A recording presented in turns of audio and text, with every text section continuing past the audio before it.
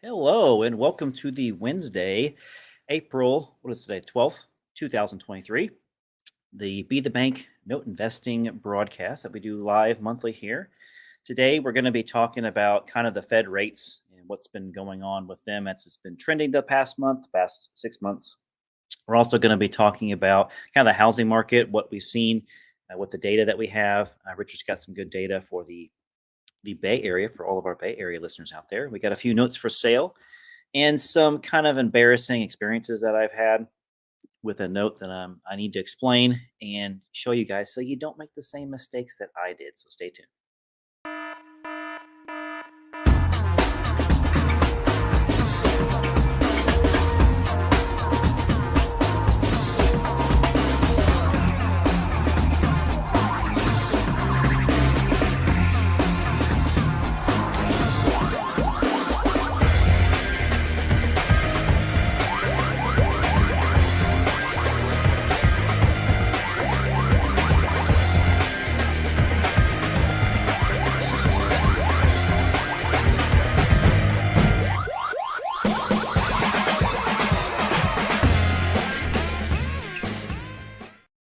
Good afternoon to you, Mr. Thornton.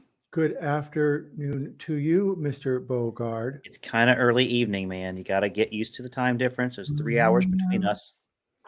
We're not a stone's throw away from each other, even though it looks like we're in different houses. Like right, we're sitting right next to each other, dude.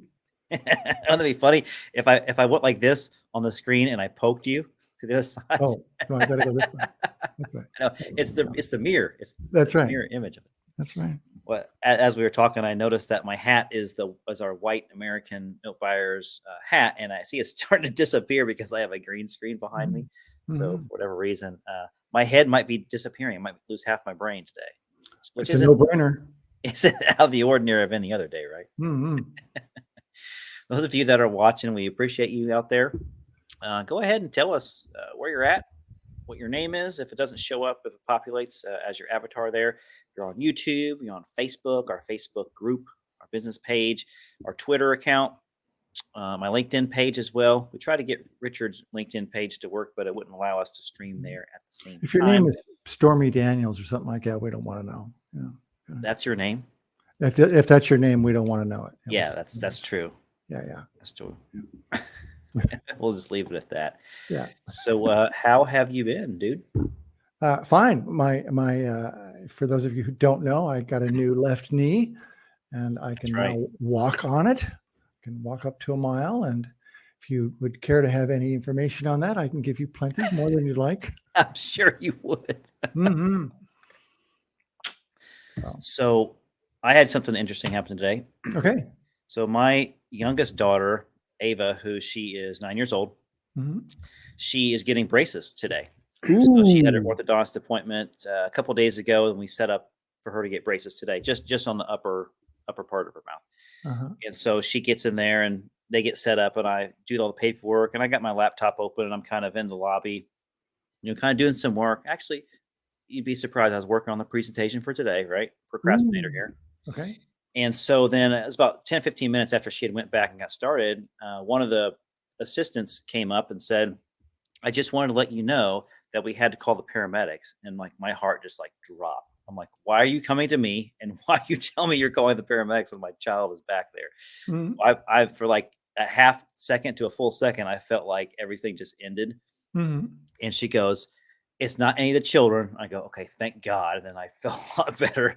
And I go, okay, is somebody seriously hurt? And they just said, one of their assistants had a bad reaction to maybe some Benadryl or something. And they were getting really loopy and they couldn't stand up or whatever. They got real dizzy. So anyways, that was kind of interesting, but I just about, wet my pants there. I could see that. Very embarrassing. Embarrassing. Yeah. So if you have any embarrassing stories out there, we'd love to hear for it in the comments section. Spice up this opportunity. So Richard, like I said in kind of the opener there, we're going to be talking about the housing market, and we got a couple of notes for sale that we're going to be talking about, and something embarrassing that happened to me. I'll kind of share that a little bit. So I'm glad you could be on today and your knee is healthy and you're able to play soccer again. No soccer, but I'm walking a mile, working on a mile and a half, and I'm ahead of the schedule. So it's good. Awesome. All right, Richard, let's go ahead and transition to the show here. So stay tuned. All right.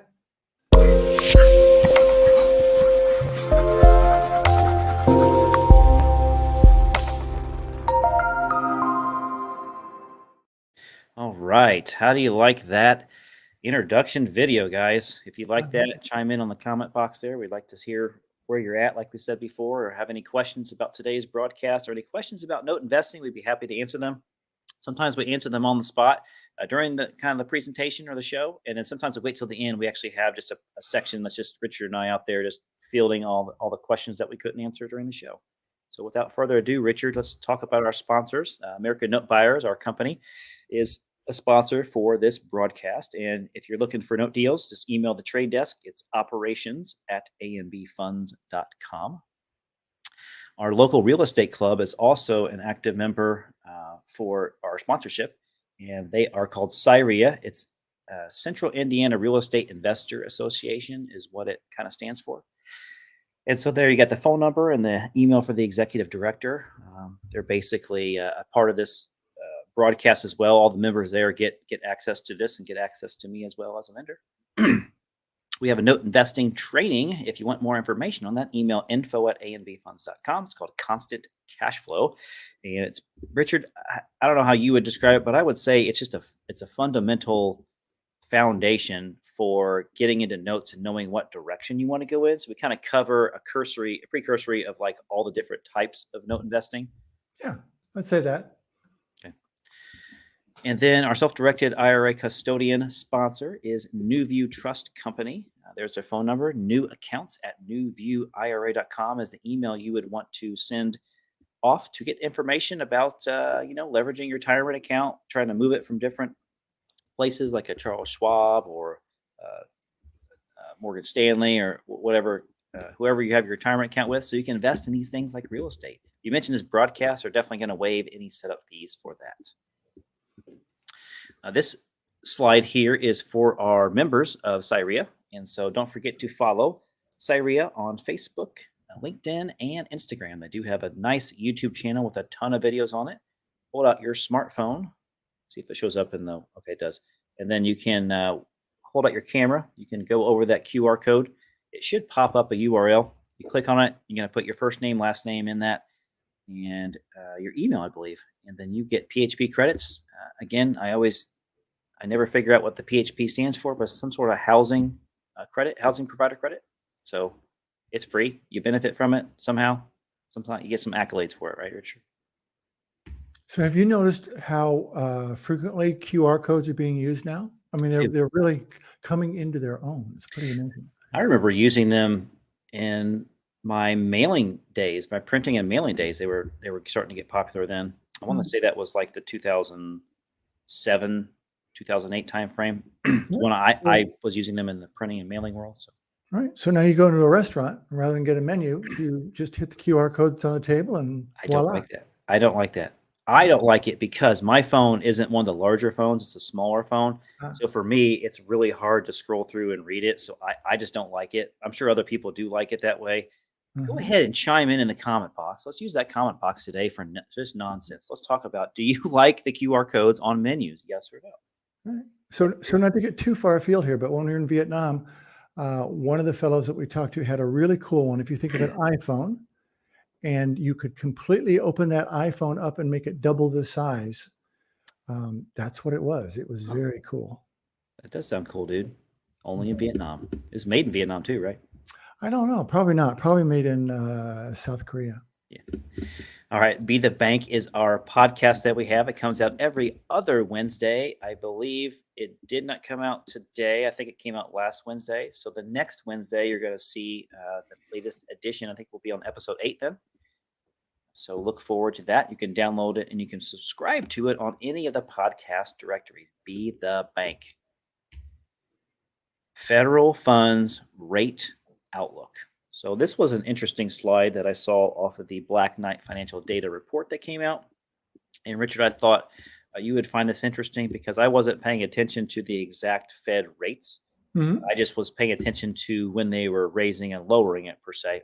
And so, um, looking at this chart, obviously on the far screen left is 2016 and screen right is 2023 projection. So right where that dashed line is basically where they were at when they um, came out with this report. Mhm. So it was near zero from, let's call it, middle of 2000, early to middle of 2020, all the way to early 2022. Right. So the Fed actually announced its first hike in March of 2020. And what I find it interesting is that they said at that time we are going to be consistently raising rates. Yet powers that be at places like Silicon Valley Bank went out and bought fixed rate bonds, which they knew were going to be underwater because the Fed had already told them they were going to be underwater.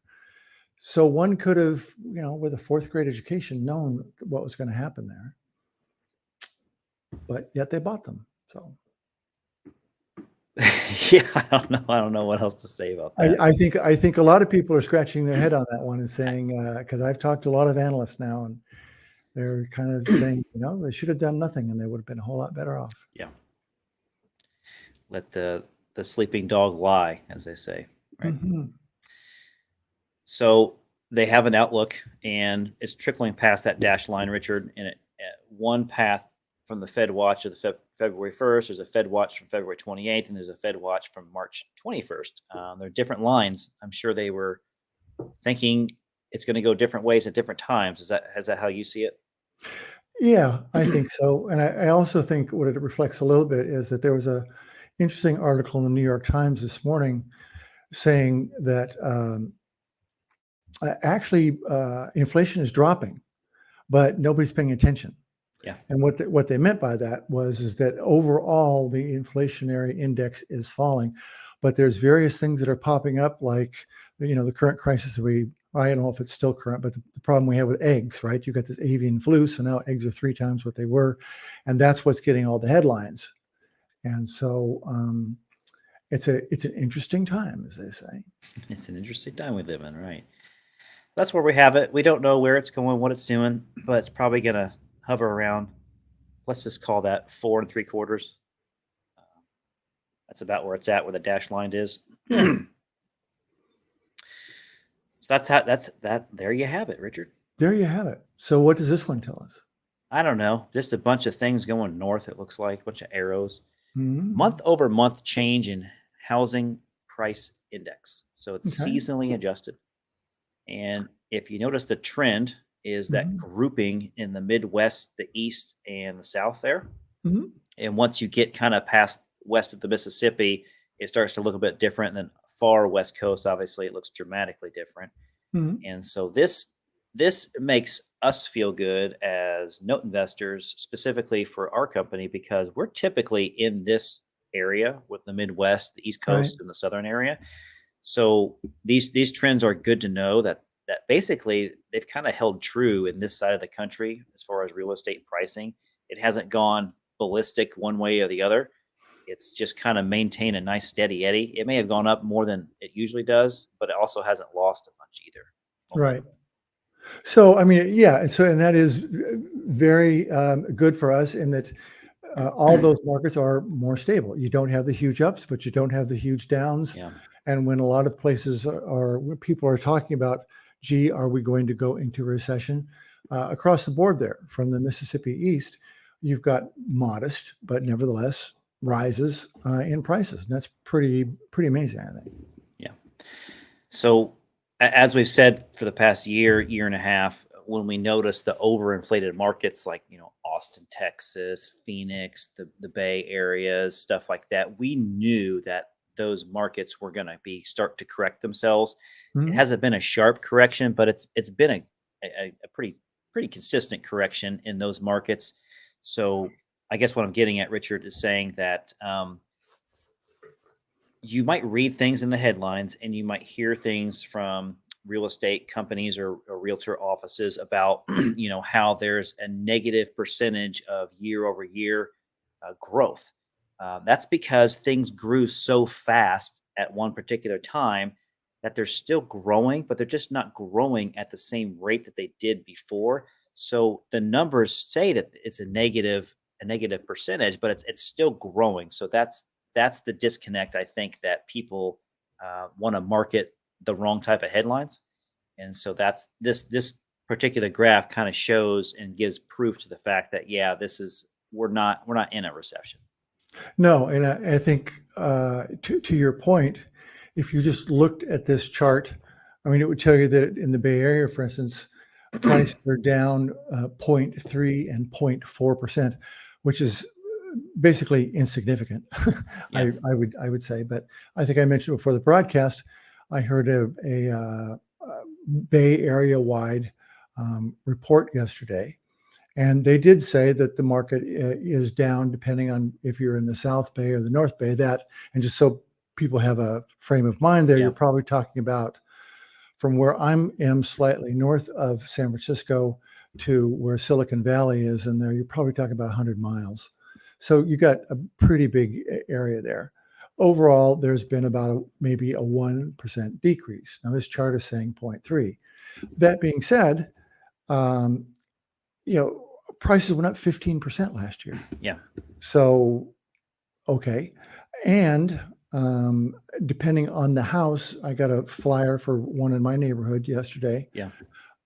It still sold. It talked about a recent sale this last month that the house sold for $1,000 a square foot, and it was $150,000 over asking with 5 offers. So, they're still out there. It's a little bit spottier market, but I don't know anybody's complaining really. Yeah. All right. So that was month over month. This Mhm. is the change in home price index from the peak of 2022. Oh, So this kind of will shed some more light on showing a longer stream of data, right. a bigger, what do you want to call it, a bigger caption of data. Mhm. So the yellow lines are just staying stagnant. They're not really aggressively going up, aggressively going down. They're just kind of staying in motion to the seasonally adjusted chart here, because at the time that they do this, we haven't reached the peak of selling season, right? Of real Right. estate buying and selling season, because that's more like the May, June, July timeframe. So again, a lot of that area, if I could wrap my hand around it like this, if you can imagine, I'm wrapping around the East Coast, the Midwest, and the South right there. I could cup together all those Mhm. places that we typically invest in anyways, which has been really good, steady growth. Is And that then kind of like you're in good hands with Allstate? you're, Isn't that you're what they good do? They hands put with the A&B funds, That's my right. friend. That's right. So, The but other I've A&Bs. noticed here they've said that the Bay Area and most of California has dropped anywhere from 7 to 13%, which I'd be interested to parse that data out because Yeah. that's not jiving with what my locals are telling me at all. So again, this is I want to set the precedent straight here, because sometimes this thing can be misleading. It Mhm. doesn't mean that everybody has lost 13.1% in their home. And wherever that Bay Area is, where that 13.1 is, the far left there and pointing down, it doesn't mean that. It Mhm. means it hasn't grown based on the previous selection of data, like a couple years prior, hasn't grown as much, as Right. aggressively. That's Okay. what it means. Everything in real estate is still moving upward in an upward trend, but it's Mhm. moving at just a normal rate right now. A Mhm. year and a half ago, 18 months ago, it was totally different, and things were just kind of just crazy booming. Mhm. So that's the point that I want to get across. So you want to get real good deals. So drop down to the bottom of your map there, and Uh-huh. there's some real good deals in Cuba. We were down there, and you can buy a really nice house for $50,000 in Cuba. Maybe two. Maybe buy Maybe one, get one 2. free. Mhm. So this is another bar graph for some of those areas, and you'll notice most of those from left to kind of middle of the screen. Those cities are probably the cities that I would say, and maybe you disagree with me, that were overinflated. Well, they certainly, I don't know if it's say overinflated, but they certainly inflated rapidly. How about that? That's what you can say. I'll say overinflated. Okay. One of our many disagreements on slight terms there. Mhm. So that's what you see there. We won't get into the percentages, but just wanted to show the audience here kind of what this means in change in median home price. And this is Black Knight financial data. You can go to blackknightinc.com, I believe is the website, and you can go down there, download all the reports for free. They actually do an origination report as well, which is pretty good, but it's a ton of data just based on origination, and it's probably overkill for what we want to do in the short few minutes that we spend on this stuff. Right. Those are the largest markets with the largest decline right there. So, where's my mouse? Here we go. So, something interesting that I saw in here was we've talked about this a few times, maybe in the past year, maybe in the past 2 years. We've talked about this once or twice, but tappable equity. Mm-hmm. And so, what this means is basically the gap from what you owed your lender on your mortgage to what your house value is. That gap in between there is your tappable equity. Does that make sense? Very much so. So the tappable, that's hard to say 5 times fast. Tappable equity is the gray shaded area, and the sea green, I don't know what you want to call that, is the tappable equity. So this chart is really, if you're looking at it a different way, you would want to flip the colors, but they're trying to show it to you in 2 graphs just laying on top of each other, right? If you will. So the T off to the left is the trillion, and you see the timeline at the bottom, the x-axis there, go from 2002 to 2023. So that's a good 10-year. That's a decade of seeing what it's done. So obviously during the Great Recession, you see it dip way down, and then you see it kind of steadily, gradually go up until we hit that big real estate boom, if you will, and you can see how that changed. So everything correlates to that as well. Okay. Did you notice the delta? If you look closely, the delta looks pretty even between the two as it goes through. I was just noticing that. It's very tracks very well. Yeah.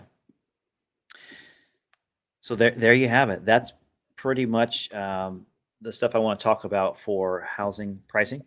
Mm-hmm. So the next slide here, sorry that it's hard to read. I wanted to show all the data, but I couldn't get it large enough for somebody like Richard to read it. So you'll have to kind of squint and maybe use your magnifying. I'm old. Is that what I'm saying? You're seasoned. I'm seasoned. Okay. Okay. All right. And those who are just listening to us are really having a difficult time reading it, right? Yeah, they're at a disadvantage because they don't get to see what we're doing. I hope they're watching on video or watching the replay, and probably at 2x speed, so they don't have to hear us talk that much. Right. So the little green arrow and the part at the bottom is kind of what I want to show you. And the green arrow column is foreclosure starts. Mm-hmm. And the red area that I've highlighted is from 2020, right before COVID, all the way to, let's say, March 1st of 23.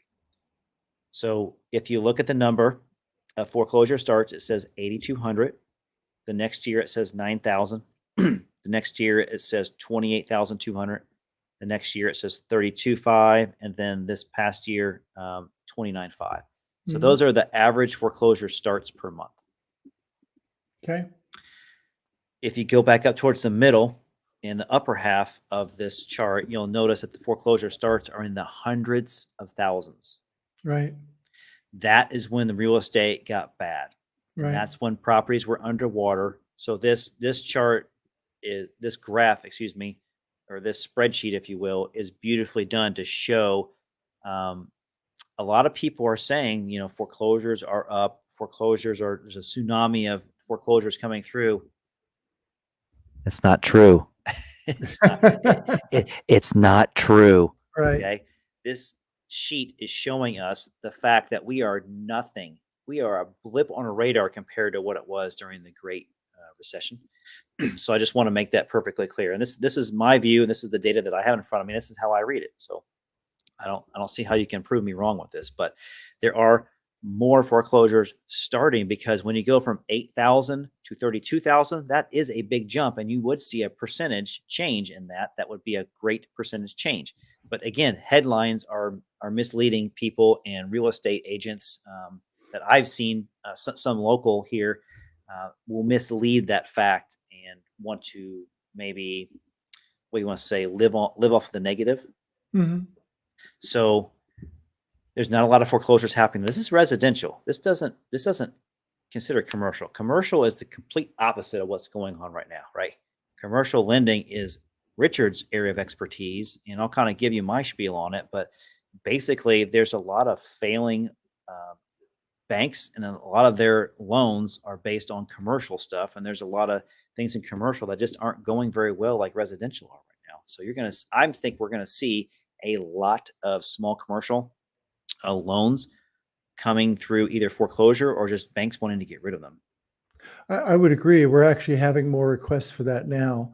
There's going to be a lot of larger properties too. I mean, vacancy rate in downtown San Francisco is supposed to be close to 40%. Holy cow. Yeah, in larger buildings. A couple of my friends are leasing agents for what you'd call smaller buildings being anywhere from 10 to 60,000 square feet.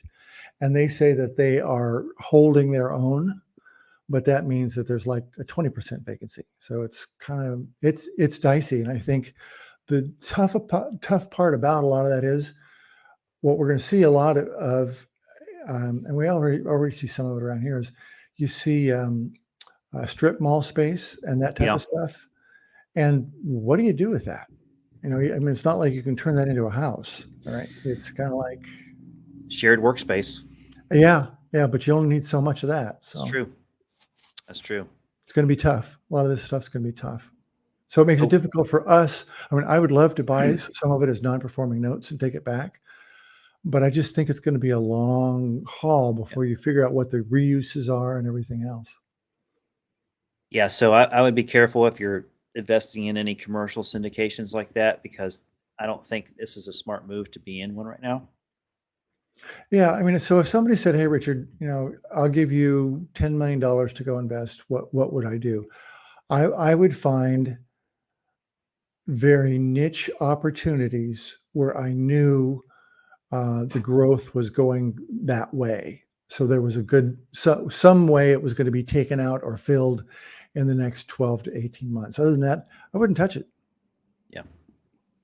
Yeah, I think it's very, very risky to be on the investing side of that part of commercial.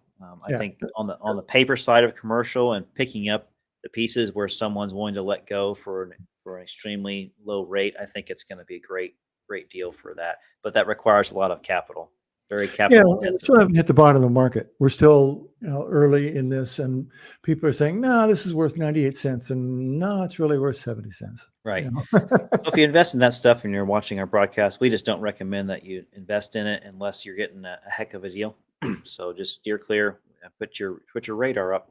This is why we're in the residential space, and our fund is mainly in residential single family housing, which is mainly in the Midwest. Right. So let's see what Michael has to say.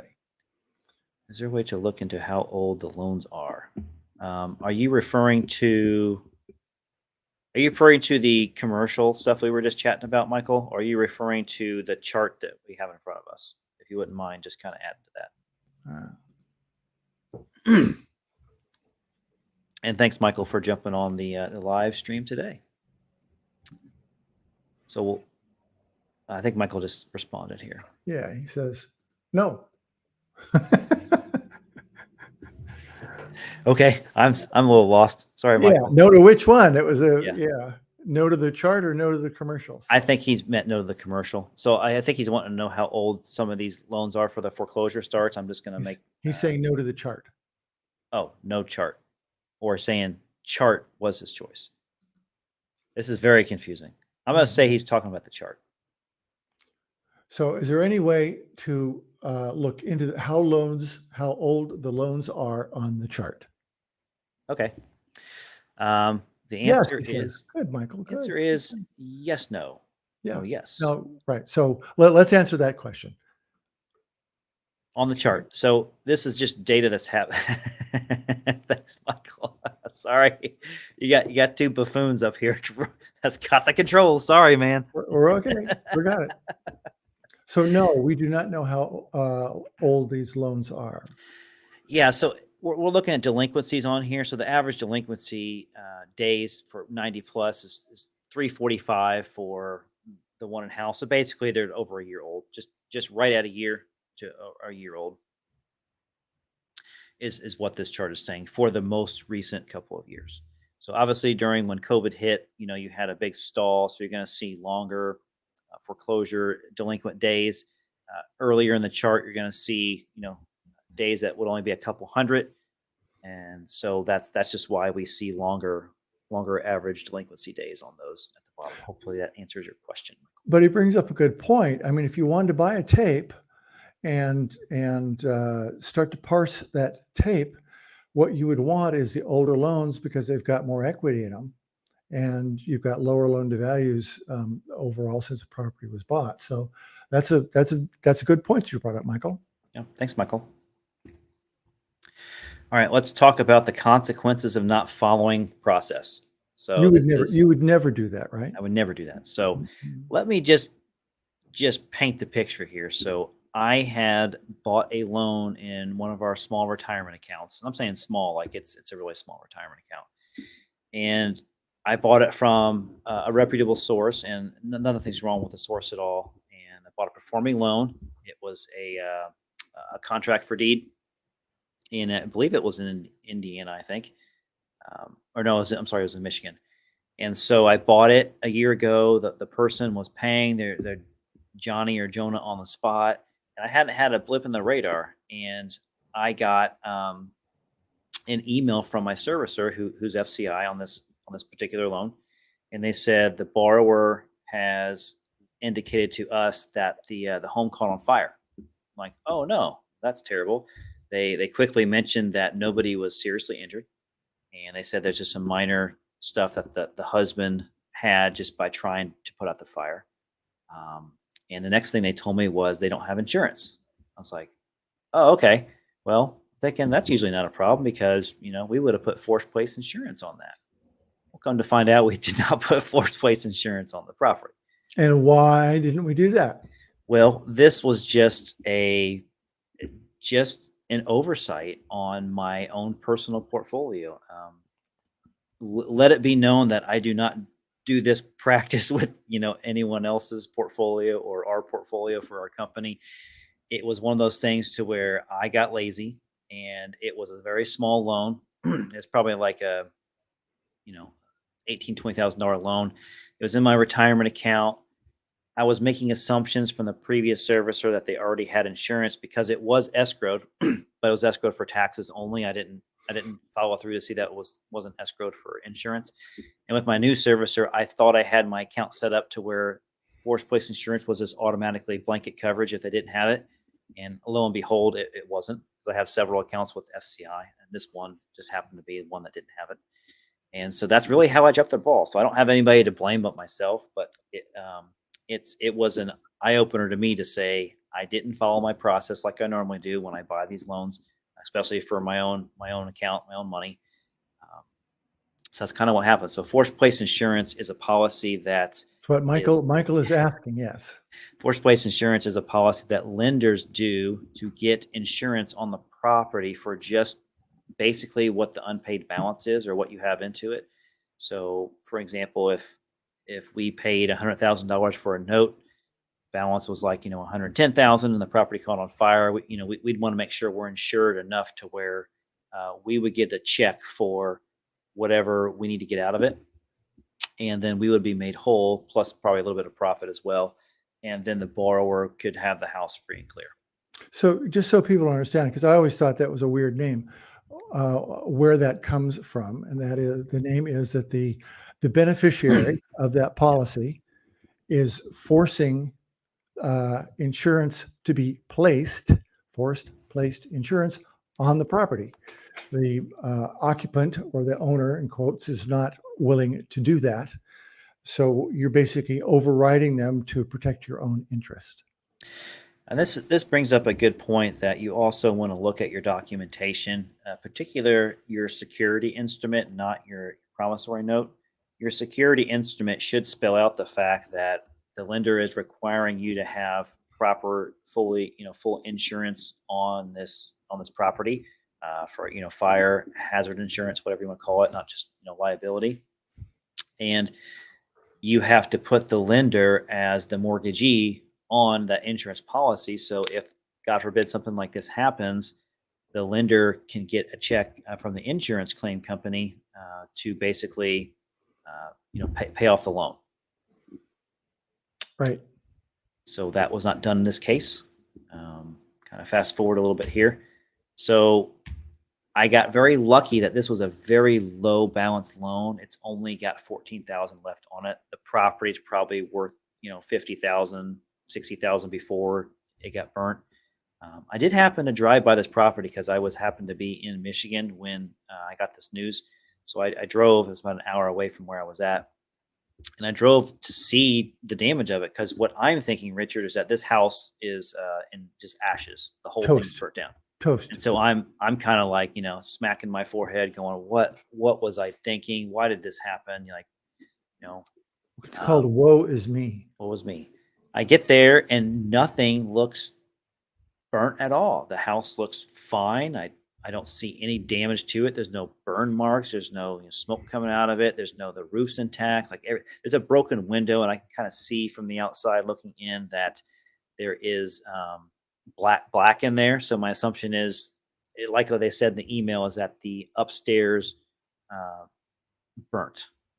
Hmm? So their bedroom was upstairs, so all their clothes and their belongings and stuff probably went up in smoke.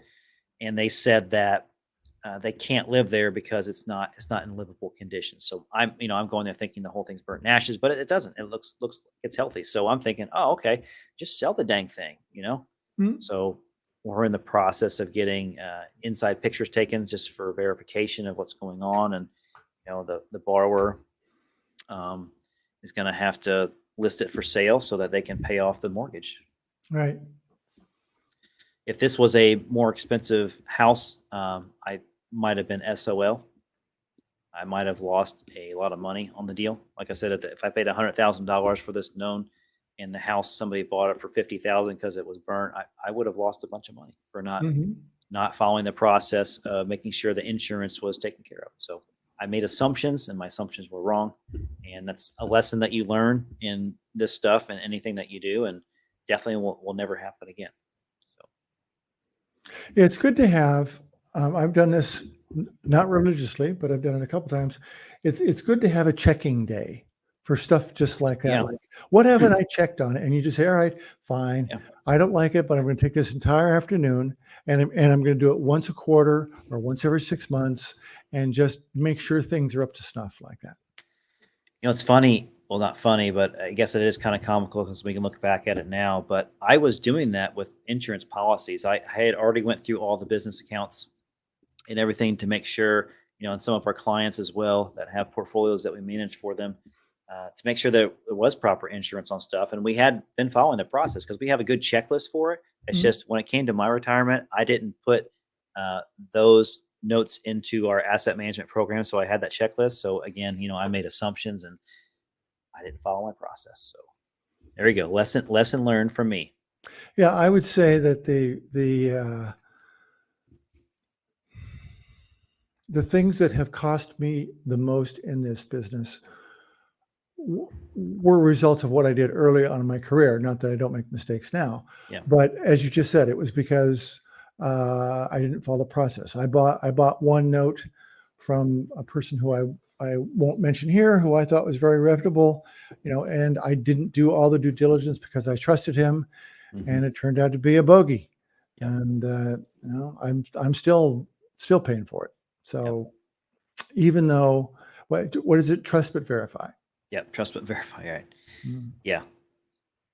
So if you're new to the game, you definitely want to tether yourselves to somebody that has bought, probably 50 to 100 deals in whatever real estate vertical that you're in, so that you feel confident that they are giving you sage advice, or maybe they're in the deal with you. We've had people that done that before with us. So just don't JV. Don't JV. Joint venture. Bad word. Bad word. You can make a loan in the process, property and get paid and things, but don't JV.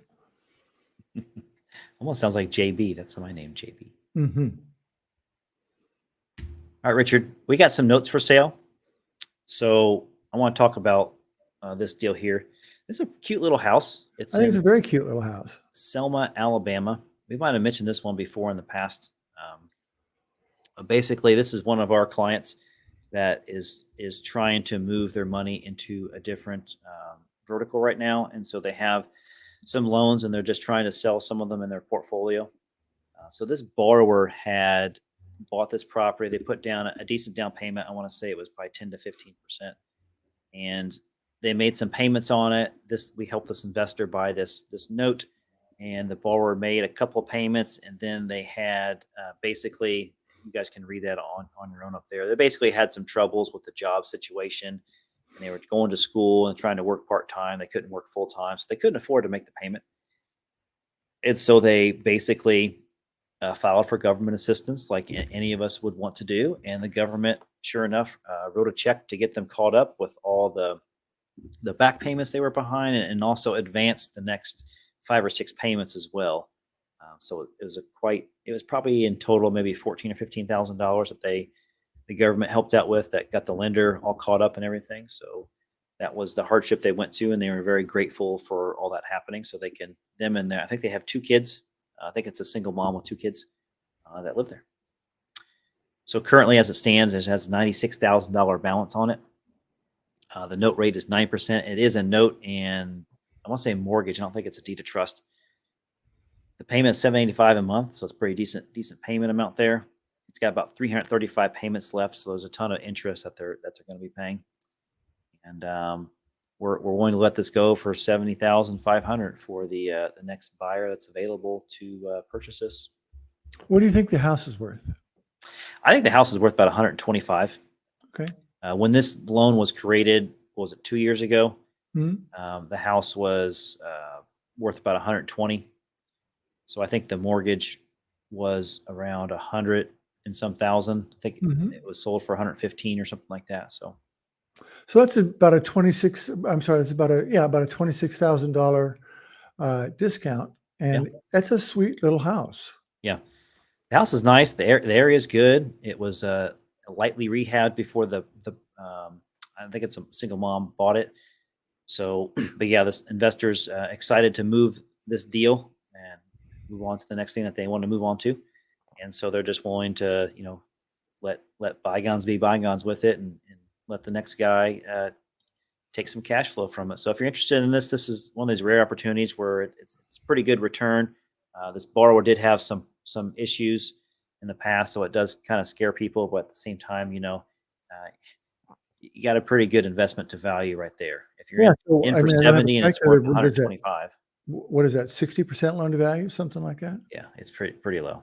Yeah. So that is that one. It's in Selma, Alabama. So you can email us at investors@anbfunds.com if you want. Go ahead and put that in the chat box there, Richard. I'm going to do that for you.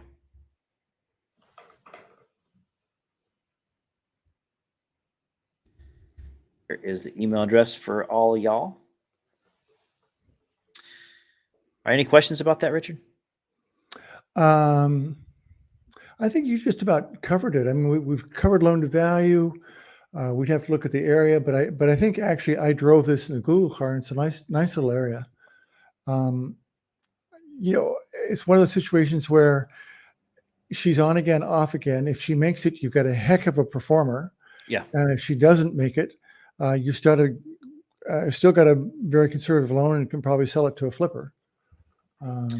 Michael wants to know what's home value, but we've already talked about $125,000.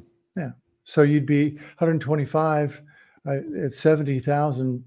You got to be 62, something like that, loan to value, off the top of my head. Yeah, I mean, this is definitely a 12 plus yield. It might even be 13, assuming it performs. If it doesn't perform, you do have a pretty good investment to value ratio. Meaning, if you had to go through foreclosure in it, there's a good chance that you're going to be able to recoup a lot of that in a foreclosure sale. So how easy is it? And you may not have the answer to this. How easy is it to foreclose in Alabama? I don't know. I don't think I've actually had to foreclose in Alabama. I have owned a loan in Alabama, but I didn't have to foreclose in it, so I'm not sure. I think it's a decent state to foreclose in. I don't think it's a long time drag to it. I want to say it's probably, like most states, probably 8 to 12 months.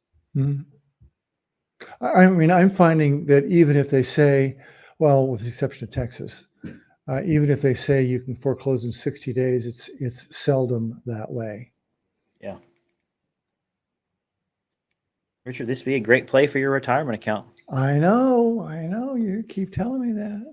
Yeah, I mean, if they had to pay, if the loan got paid off, man, that's a big swing. That's a $26,000, almost $26,000 profit right there.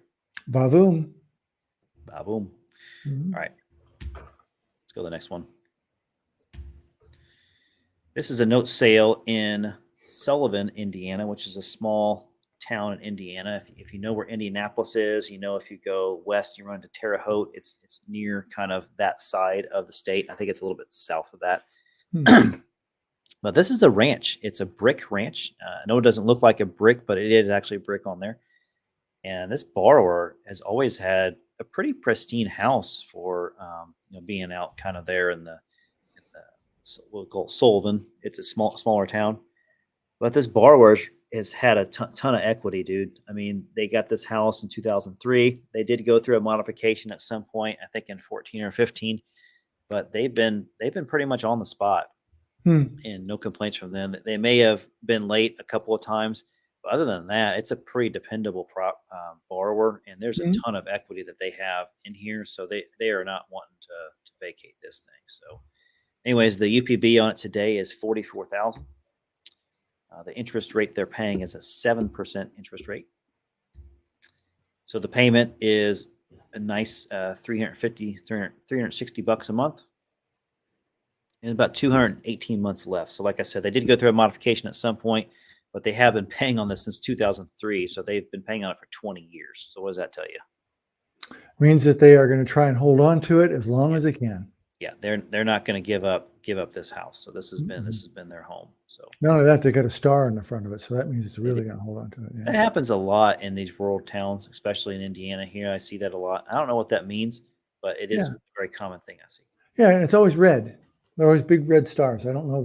Yep. It's a fad, obviously, of some sort. But if you know the answer to it, please chime in the comment box. We'd love to hear. Solve today's mystery and get a Snickers bar. Yeah, and don't forget to tell us your opinions on QR codes with menus. Right. 40,250. So this one is a little bit closer, a little bit less of a discount. And honestly, the big difference between the other one and this one is the complete opposite. The other one, the borrower doesn't have nearly as much equity as this borrower does. The borrower on the Alabama one has been a lot shorter pay history than this one. So you can see why price is adjusted based on risk. So this one is really nice because they've been paying on it for a while. So they're very motivated to keep paying on it. It's a very low valued loan, and the property's probably, I don't know, Richard, if I had to guess, it's been a while since I looked it up. I would probably say between $60,000 to $75,000. Probably worth that much. Okay. So it's a nice little property. I'm sure it rents good too. I'm sure it rents for probably like $700-800 a month too, if you had to rent it. So nice little property. It seems like it. So, but just to be clear, you said this is a ranch. You mean a ranch style house. You don't mean it's physically on a ranch. Sorry. Yes. Right. Yes. Thank you for clarifying that. It's a ranch style house. It's a one-story home. When you said that, I envisioned cows in the backyard and, little pigs running around. Thanks for saying that. I don't realize that, but in Indiana, we talk about ranch homes, meaning just one-story houses. We don't have a lot of ranches around here unless you get out to the country. And if it's a bad neighborhood, you call it a ranch. Ranch. You say it's a raunchy house. That's right. Stay from that ranch house. That's not ranch, ranch. That's right. All right. If you guys have any questions or comments about that, let us know in the comment box. If you're interested in those or any other deals that we have similar to these, just shoot us an email, investors@anbfunds.com. I'm happy to show you kind of what we have for sale. But we just wanted to introduce those two loans to you guys to let you know kind of our take on it and pique your interest a little bit. If you have any loans that you originate or that you come across that others originate, we would love to buy those first liens, land contracts, contract for deeds, note and mortgages, note and deed of trust, lease options, you name it. As long as it's the first lien on residential, that's our jam right there. We will consider commercial, but we prefer residential. So take out your smartphone, take your camera, hover over that QR code. If you're watching the replay of this, just go ahead and pause it right there so you can, get to our forms page, and you can just basically input the data about the loan you want quoted. We'll get you a price usually within 24 hours, but we always say 48 hours, and we'll let you know what we'd pay for it. And we can pay and close quickly. We usually can close within a couple of weeks, assuming we get all the documentation and all the requirements that we need from you, so that we can finish underwriting the deal. We're happy to do that. If you're also trying to sell a home or seller financing and you want us to help you with the terms to see how much we would pay for it, or if you want to keep it for yourself, we're still happy to do that. Again, use the QR code for that as well. Then you can always reach out to us at investors@ambfunds.com. Richard, before we get into our Q&A here, the next broadcast we're going to do is going to be Wednesday, May 10th from 6 to 8 p.m. Eastern Standard Time. Don't forget to follow us on social media on the Facebook, Twitter, and Instagram. Our handle is @American Note Buyers. I actually think our handle on Twitter is still Bright Path Notes. I think there's a problem with Twitter. I don't know if you know this, Richard, that we can't change the handle name. It's kind of stuck there. So we might have to create a new social media handle for American Note Buyers. So I'll call Elon and ask him about it. Okay. Yeah, just text him real quick while we're on. All right. I'll turn a tweet.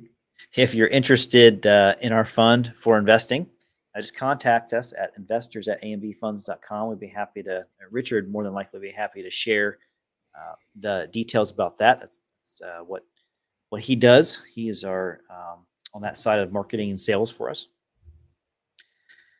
So don't forget that we have a Facebook group, and you can join this Facebook group by looking for Be the Bank Real Estate Note Investing, all spelled out like that. And you'll see our group there. It's a private group, so you have to be, you got to go through a little hazing, right? You got to answer some very invasive questions on the Facebook group. No, name, rank, serial number. Pretty easy. We just want to make sure that you follow the rules and that you understand what we're doing.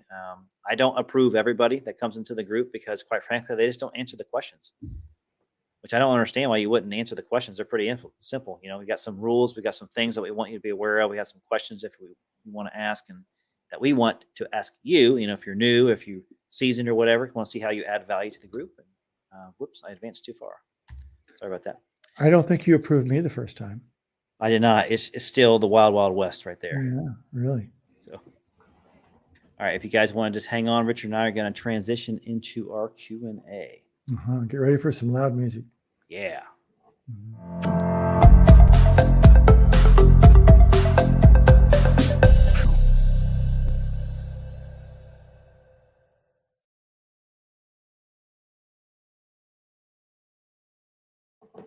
Whoa.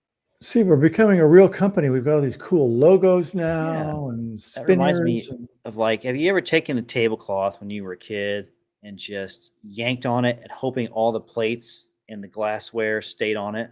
And I meant disaster. You have done it before? I did it. I didn't have a whole bunch of glassware, but yes, I have tried that. Did it work? No. I also put a towel around my neck with a safety pin and got up on the kitchen counter and flew off like I was going to be Superman and was quite disturbed as I hit the floor. You're like, I don't get it. How did that happen? Yeah. I'm all of 4 years old or whatever it is, and I thought I could fly. So, yeah. First question for Q&A here.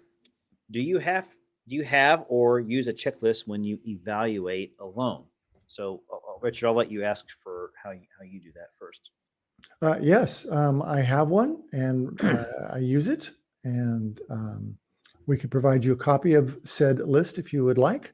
But yes, very invaluable, because I am a great one for remembering a whole bunch of things, but forgetting that one little thing that I should have remembered. Yeah. So for the company, we have a piece of software that we manage our assets in. And so when we purchase a loan, it kind of goes through the, not a traditional checklist, like, on a piece of paper and you're just checking stuff off, but it's more of an online checklist. And so we'll have different stages that a note is being bought in. And as it gets to different stages, we have kind of like subtopics that we check off to say, I've done this, I've done that, I've done that, and we can make notes in it. So we have a very robust checklist like that. But there's also a simple way to say, I just need to make sure these things are covered. So that's something that, like Richard said, he probably has one that he uses when he buys stuff. But for the company, we actually use a piece of software to help us out. And it is the process, right? It's the process that I follow. Just didn't follow it on my own personal retirement portfolio. So Michael says he would like a copy. Do we have Michael's contact information? I believe we do. Michael, just for fun though, could you please email us at investors@ambfunds.com just to make sure we have it? I'm about 95% sure we do have his email. Just in case I'm wrong, I'm thinking of a different Michael. I'll just see the word Michael up there. I don't have your last name. Okay. And since you are, I realize, dying to know this, the significance of a red star in a building is akin to a horseshoe mounted on a doorway. They're especially common in Pennsylvania and are frequently seen in German American farming communities. As my dad would say, there you go. There you go. That's right. He says it all the time. There you go. Yeah. Thanks, Michael. I saw that you're going to email us. Thank you for that. Thanks for all the questions today. Talk about stupid stuff, but I was amazed when I found out that in Pennsylvania, Germantown was so named because that's where all the German immigrants went to live. Interesting. Yes. Very deep, and there were whole little towns where they spoke nothing but Italian, and they would call them Little Italy and things, kind of like Italian. Yeah. I always would say Italian, and I would always get corrected to say it's Italian. Yeah. Italy, Italian, not Italian. Mm-hmm. Michael wanted to congratulate the two iHeartRadio nominees for Hosts of the Year here, Richard and Justin. Thank you, Michael. Thanks, Michael. We do appreciate all the questions and stuff that you have. If anybody else has any questions about anything that has to do with, notes in real estate or any of the topics that we had today, don't be afraid to chime in on the comment box. Otherwise, we expect an email from you at investors@ambfunds. Yeah, we won't tell them that we're paying Michael. We did. He's our plant. He's our plant. That's right. He's our social media plant. That's right. Wait a minute. Somebody's going to Italy in September. All right. Good deal. All right, Michael. That looks. We expect to hear a little bit about that trip. That is on my bucket list for sure. Just go anywhere in Italy. Have you been to Italy, Richard? I have several times. Of course, you have. Well, I lived in Austria for a year, so it's very close to go down there and go skiing and pedal around. So catch a train. You can go there for the week. You can go to Rome for the weekend, and it's kind of fun. Did you wear your Roman gear? I did not wear my Roman gear, but I tell you what they like to do in Rome is they can tell you're a gringo. So when you cross the street, they aim for you in the car, and then they veer off at the very, very last second when you've just about pooped in your pants, because you think you're going to be on somebody's windshield. It's great fun. They do that because they despise Americans. Mm-hmm. Mm-hmm. It's like the French and the Italians. They just don't like us. Can't imagine why, right? That's right. So. All right. Well, this has been a fun broadcast. I'm glad I got to share with you guys some of the experiences that I have that weren't so fun. It does happen. Look, as much people want to come up here and say that they never make mistakes. We make mistakes. We make mistakes all the time.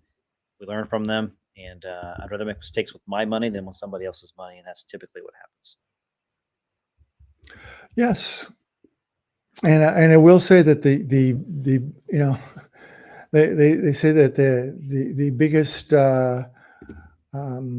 way to correct your mistakes in the real estate market is buy low and sell high, because all that equity cleans things up for you, and that's very much the same with notes. Matter of fact, I sold. I didn't close. I agreed to a contract on one today. where I felt very sorry for the young woman, a little bit like your story in Selma, where she was disabled, she had some problems, she's giving me a deed in lieu, and I had tons of equity in the deal, and I'm glad I did, because it turns out that not all that equity was real. When it really comes right down to the market, and I'm still going to come out okay, but it's that buffer that you need that really pays off. Yeah. All right, Richard, that's all the time we got for today. Thanks everybody for watching it, and hopefully you'll watch the replay as well. We appreciate that, and we will see you next month. All right, everybody. See you guys. Good night. Okay. Good night.